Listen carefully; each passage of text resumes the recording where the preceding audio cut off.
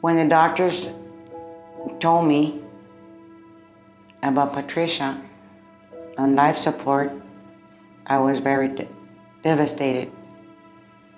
I couldn't believe that I would be able to lose my daughter. That was one of the hardest things that I had to go through. I remember Patricia Garcia's case quite vividly. She came to the hospital because of a worsening flu-like symptoms, and upon chest x-ray showed that she had worsening pneumonia on both sides of her lungs. What the physician said about Patricia's recovery was very, I want to say, there really wasn't much of a recovery, actually, because she shouldn't have had a recovery. It was, she had no chance, actually. A week before I got admitted to the hospital, I had caught a cold. I went to see my regular doctor, and from there I just got worse. I started having really chest pains. I couldn't breathe, high fever.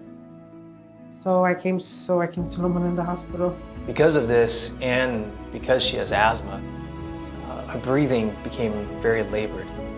The more breathless she became, the harder it was for her to say sentences, until so much so she had to be placed on life support. After being placed on life support, she came to my unit in the intensive care unit. While there, she was found to actually have acute respiratory distress syndrome. The doctors did give us a worst case scenario, and that was that we had to prepare. We had to prepare for her dying, because there was no hope. There was just no chance for her to recover.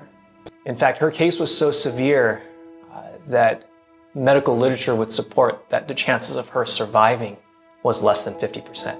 And despite all that we could do medically, we were at a point where there was nothing more we could do. When Patricia was put in life support, it was very devastating. She's the youngest of my daughters. She's my baby. And that was one of the hardest things that I had to go through. She wouldn't survive this process of this illness. So I remember her sister just crying and crying. And I was trying to bring some type of hope or comfort. And my words were not making the trick. It was just impossible for her to really take that pain. So I remember I was with a student and 2 residents, and I asked everyone to bow their heads, and I started praying. With prayer and family, praying for her, it helped a lot. If it wasn't for prayer that went through my sister's room, my sister wouldn't be here. I say all the time that this hospital saved my sister's life, but it was because of the prayer that came from this hospital and the physicians. When you did everything for my sister, you saved my sister's life.